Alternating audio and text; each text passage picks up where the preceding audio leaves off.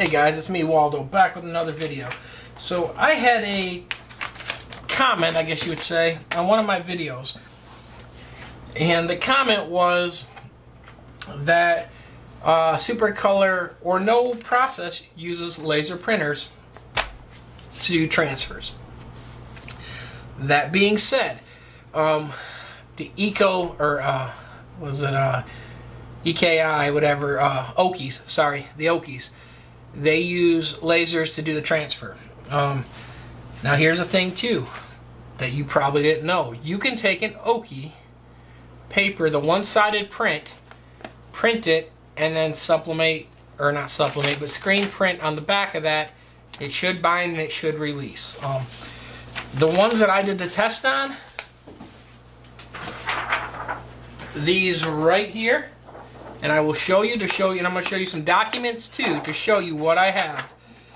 As you see, the corner is notched compared to the other corner. This, and I used to buy these back in the day, this is when I found out about Supacolor.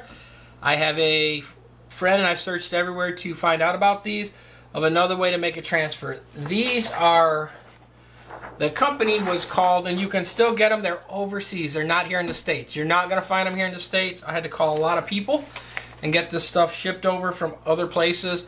There was a distributor here, and he exclusively used them for his shop only, didn't really sell them. I was able to get some though, and so I'm going to give you guys a name, but I'm going to show you again. Look, this corner,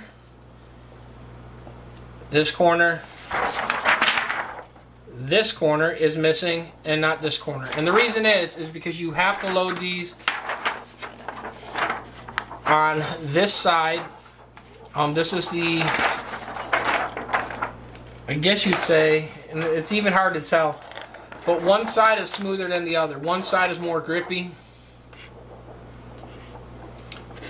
And then, like, what you do though, you print them out, you put registrations on these, and then you take them to your screen press, and you can use a water-based ink, or you can use plastisol ink. Now I know the guy saying you can't use plastisol transfers, it won't peel. It does. I am telling you it does. I'm going to show you here, and then you can pull up all the videos into your heart's content to check it out for yourself. But I'll show you that. You can go to their website, you can check their products out, you can check their information out, you can buy some of it and try it for yourself. Okay, so the company is, drum roll please, where you at, Rye? DST. That is the company, so go check it out for yourself. I know you don't believe me. Go check Digital Screen Printing Technologies out. And so here's what they did. Now here's the downside about it. They're printers. They only suggest you using Ricoh printers. So literally, I went out and bought a Ricoh printer. A very expensive printer. These are not cheap. They are not $100, $200. They're thousands of dollars. Mid to upper thousands we're talking about. Very expensive printers. But, and I am going to show you right here on the side, and you can read them for yourself because I only got the one copy. So I'm going to hold it through here and scroll through. And it says how to print with these. You can see the pictures. So we're going to do all the reading first. They made their own ink also, but you can use other inks.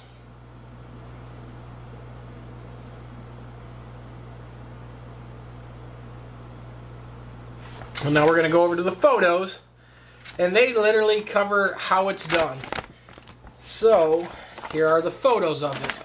You can go to the website. I can't link that because I don't have the stuff in front of me right now. So in other words, you take your artwork, you print it. Number 3, you make the negative or the white area, so you do the same thing you would do as a direct to film. Right now, you make a solid white underbase for it. 3rd, you burn the screen and you register that screen. 5, you start running them, and then you actually press them onto the shirt. You can press, if you guys go all the way back, and this means you have to do some video hunting on my videos. If you guys go back and watch the Rockstar mask that I did over 1.5 years, almost 2 years ago, the Rockstar mask I did, that was done with this way. I did it for that. This is when I was talking with the company. We set them up and we were doing samples on things. So that is how it's done. Here's the other thing. It talks about when you're using their ink. Make sure I don't have none of my information. Look, okay, this goes back to 7/3/2002, just to show you guys, but I was in contact even before then. See if I can get it to focus so you can read all this. This is about the ink, the temps, the times in Celsius, because they're not an American-based company. Thirdly, where I keep showing you guys the corner of them papers, they're actually in Denmark. So if anyone's in Denmark that watches me, go ahead, hit these guys up. They're in Denmark. Here's the paper. Again, you can read it with the cut edge, and it tells you how to apply the cut edge. This comes inside the boxes when you buy them. It tells you the whole thing of what side to print on. There's the information and everything from DST. So what you do, and I've been over this a million gazillion times, you print it in the reverse. You underbase the whole thing with white. You line it up by the registration marks. Now the thing is, if you don't put ink over these, they don't come off. You need ink on here to peel them off. So you can put registrations and you don't have to cut the paper. They're not coming off if you don't put ink on it to lift it off. That was one of the nice things about these. But you run it through your laser, whatever size you want. Their papers, any laser machine too, you can't print edge to edge, or at least these Ricos. You couldn't print edge to edge with them. It's a little safety thing they had in it. But their paper is a little bit shy of 13. You can print, I think it was 12.8 if I'm not mistaken. Don't quote me on it. I don't have a thing in front of me. All the way, well actually I do have a tape measure, so we're going to measure. Yeah, 12 3/4 by 18.5. That is the area that you can put the item on. Okay, now the reason why, and I will explain this also, the reason why I don't use them anymore is, for one, I have a direct to film. Two, the thing is, with these and with that Ricoh, especially if you use the high-speed model, I can print 80 of these sheets, full size, full prints, whatever you want, anything on this, that size thing. I can print 80 of them in 1 minute. So it is insanely fast. So that's why stuff like Supacolor and all that, they're doing a very similar process. When you can run it through and you have high-speed equipment like that, the other Ricoh will do 60 sheets a minute. So when you can fly through them that quick, it is insane. Now the difference, what takes your time, is you have to code these with the white, and then you have to put powder on them, just like it says, just like a normal transfer. You have to powder it, which is your glue, and you have to cure it. And then you run it like through a dryer. That's pretty much the only way I cured them, but run them through a dryer, it cures the ink. You can cure them under heat press, but ran them through a dryer, cured them, and then they're good to go. They're just like any other transfer. They are cold peel only. I understand Supacolor is hot peel. These were cold peel. This is the technology that was out. They even contacted these companies about getting the paper back in the day. You can talk to the people that were involved in it. That is how I knew about a lot of the process of how they're done. So again, guys, these are done with lasers, and it is ink going onto the back side. Now here's the kicker. The reason why I don't use them anymore, there's a few caveats. Okay, so let's say I have a customer and he only wants one transfer. Okay, so a cost that you're always going to have is your screen cost. In screen printing, you're anywhere between $3 to $5 a screen, and that's running cycle. You got to remember your screens you reuse. So yeah, you buy a screen, it's 25 bucks, 30 bucks, depending what size you buy, mesh, blah blah blah. So anyways, that though, you put emulsion on it, you reclaim them, you use them over and over and over until they break. So if you keep track of how many times you use a screen, you can calculate it into the total cost of the life. Okay, so every screen shop is going to vary. Your emulsion is going to vary. Your emulsion remover, because you got to remember, you got to reclaim screens every time. Okay, so in general, it's $3 to $5. Now we're going to call this $5 because it's a quick, simple number here, guys. Okay, so if you want one transfer, I have $5 in the screen alone. So $5 in the screen, plus I have my paper. The ink toner is very minimal. You're talking cents, not even like fractions of cents. Like on a full image like that, maybe 2 to 3 cents at best. Now the kicker is the paper, and you got other things too, so we're going to kind of go through them all. The paper though, when I was originally starting that, that paper is like 10 to 15 cents a sheet. Amazing price, very profitable. So if someone ordered one, I've already got a $5.15 in it, just the screen and that. And then you also have your screen printing ink, your powder, the time to run it through the electric. So let's kind of bundle that, and let's go way out on this numbers here. Let's say it's $1, because, or we could say 75 cents. I mean, power is power, so everywhere is different how much the power costs, depending how big your dryer is that you're carrying them through, what you're carrying them through. So these are all numbers that vary. But the chemical, like the screen printing ink, if you use their ink was pretty pricey.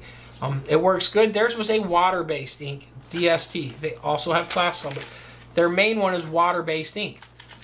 The advantage of that, if you notice how thin you have them transfers with like a Supacolor and all, they're using water-based ink on their general purpose. The reason is water-based ink is always thinner. Even on a normal transfer, water-based are thinner.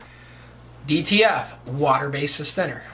It's just nature of the beast. It's how it is, how it will be forever in my thoughts, but I could be wrong. Okay, so here's the other thing. You have that ink. The other thing, if you use their ink and you add the catalyst, you have a shelf life with that ink. So if I mix it up and I make one shirt, if I mix too much ink up, at the end of that run, it's trash. You can't keep it the next day. It's a one and done, like a 24-hour window. So you got that ink. So you got to factor all them in. So if someone wants one thing, you're at $5 or $6, let's say, just to make one transfer. Now, can you do the Supacolor method and charge $8 and still make money? Yeah, we go over that all the time. I could charge $8. I still made $2. But you also got to factor this, that a lot of people don't, is time. So my time to burn a screen. My time to screen that one screen.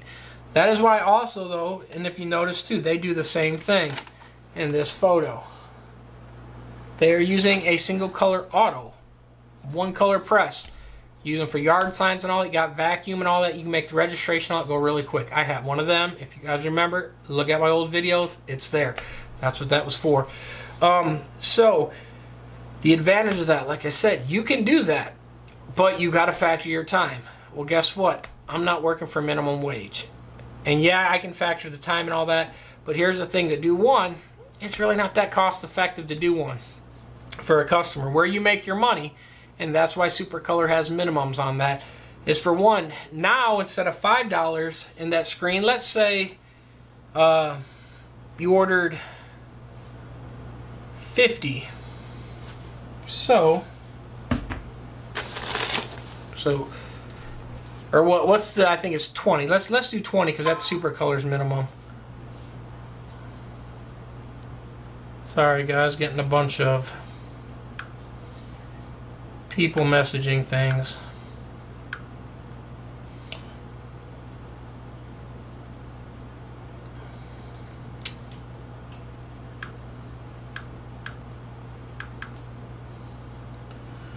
Okay, so now here's the nice caveat with that.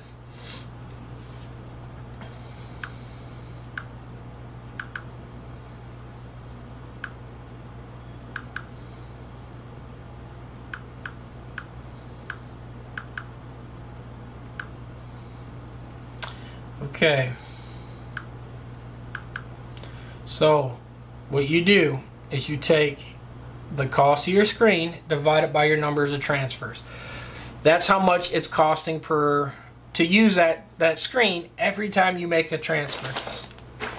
So if you run 100 of these, the number comes down dramatically compared to running one of them on the screen side. So at the number 20, which is Supacolor's kind of the go-to number, is 20. They have a quarter in that screen. So now, a quarter and 15 cents.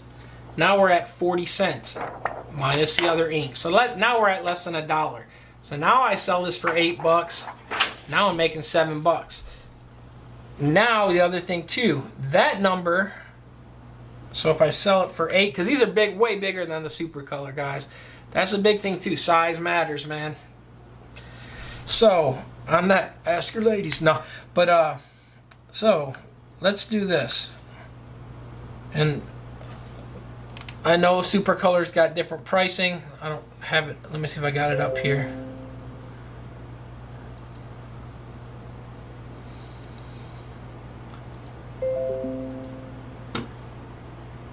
No, I don't have them up. So I can't give you the price, but it's around $7 to $8. I think it's $8 for that. So there's some money in it. So, okay. So we've got, like we said, 40 cents in that. Let's even be generous and say $1, like I said. So now you bought 20 of them. And then so let's lowball Supacolor. So let's say $7 for 20 of them, because I know you're not getting them for 20. So $7 times 20, $140 is what you're going to pay for that order. So, and now you're buying. So I'm going to minus $20 off of that.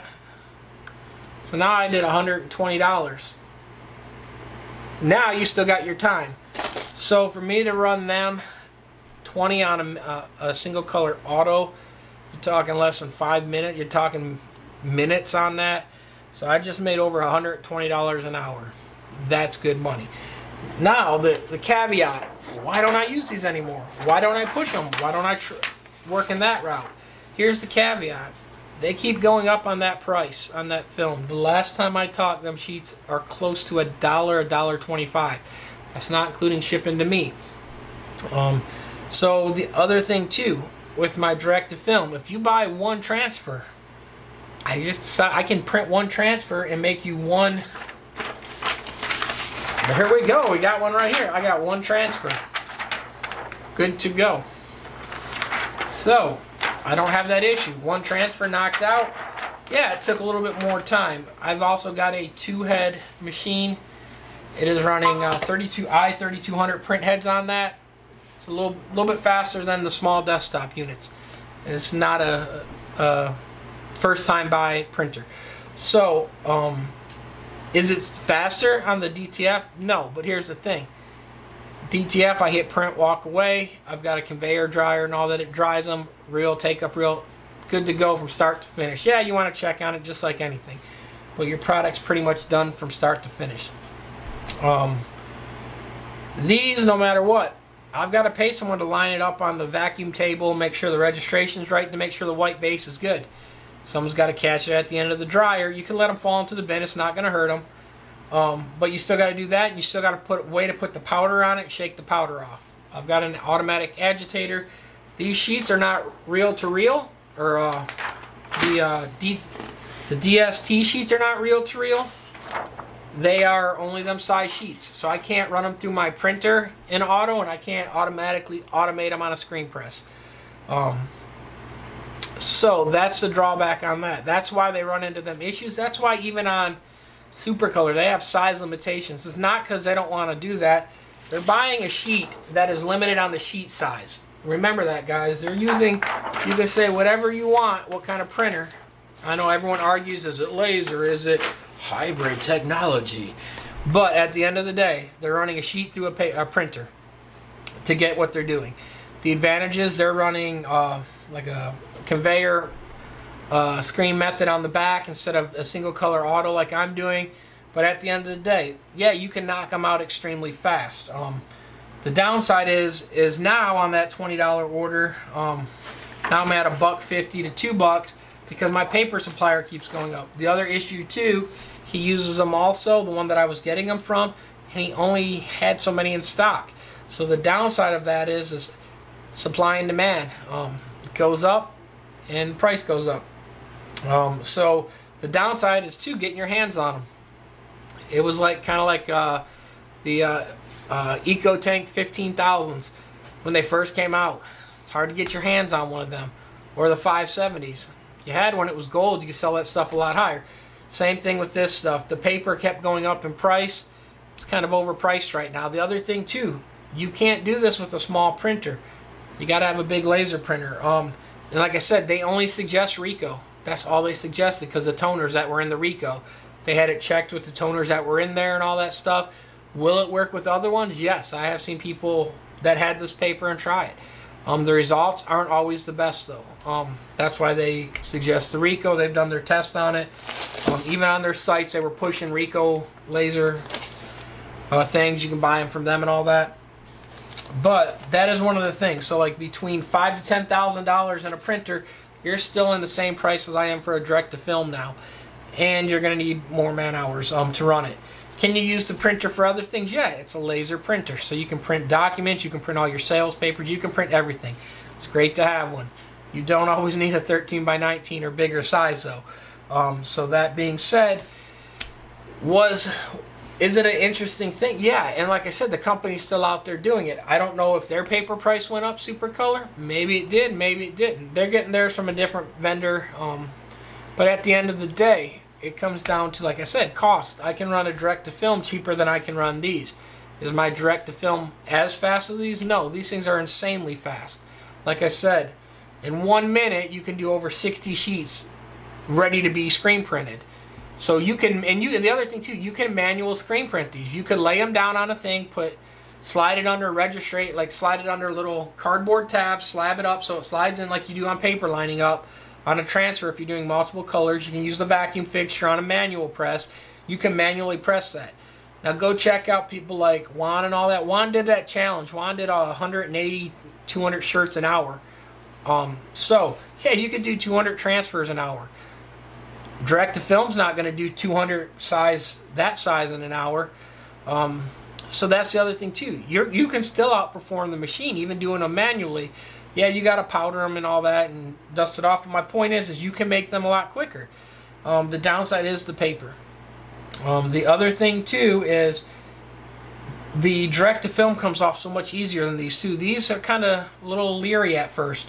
But like I said, guys, check it out. If you don't believe me, like I said, the company's DST. I don't get paid from them. I don't even use the stuff, and I still got their stuff. Don't really use it anymore. So the person that asked about it saying you can't use a laser, there's the facts, there's the information. Go back and look at some other videos. I explained that process, how it was done, because I know firsthand. I used to make these prints this way. We were going to start selling them. The only, like I said, the drawback was getting this paper and getting it at a reasonable cost. Because like I said, they use it for other stuff and it's supply and demand.